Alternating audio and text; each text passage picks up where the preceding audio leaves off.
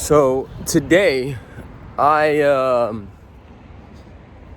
went to look for a friend who I haven't seen in 20 years. And this isn't just any friend, this is my best friend. I met him when I was 5 years old, meaning the first memories I have of life are with this dude. And we did everything together. We cheated, we laughed, we played, we hopped fences, we beat people up, everything we did together. And the whole time we were doing that,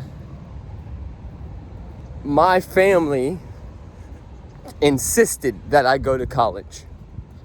And so I barely got into college and left when I was 17. When I left, everything went downhill for my friend. He's been shot twice and left for dead. He has multiple children. He has been addicted to drugs. He's been in jail. He's would be considered maybe an alcoholic, and currently homeless. And so for the last 20 years, I've held some guilt in my body and have been looking for him. I've been messaging people all over Facebook. I've been trying to find him.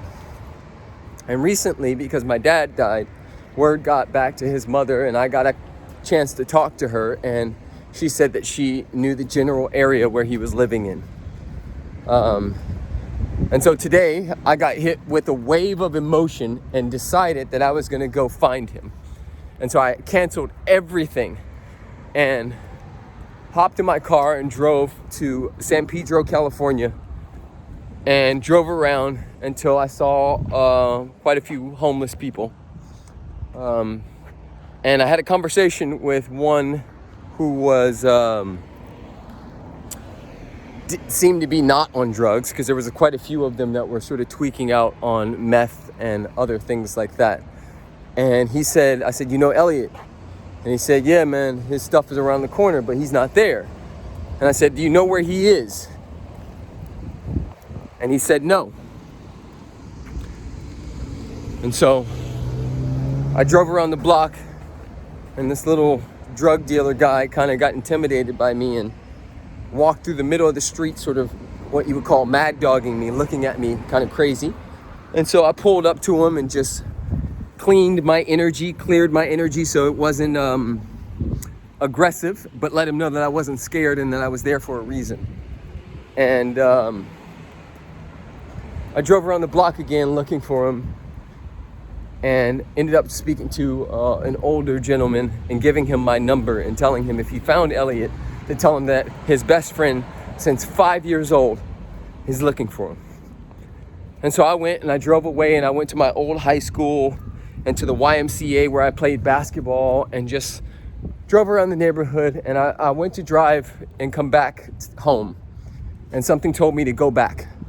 So I went back, and sure enough, when I pull up, I see his legs hanging out of the tent that he lives in on the side of the street.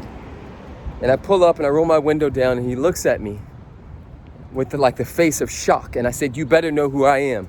And he said, of course I do. And he jumped up and he ran around the car, and I got out and we hugged. And it felt like 20 years of guilt just poured out of me.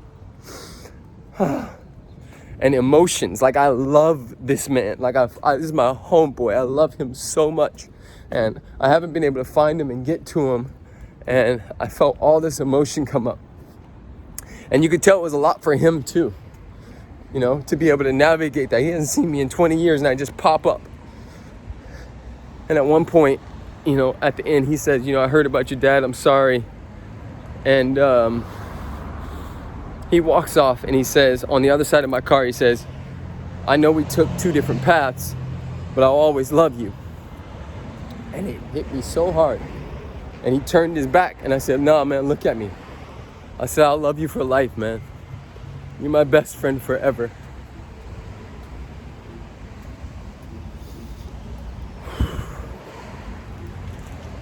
And he said, I know. And I said, no, man, hear me. Forever. And I got in the car and I drove off.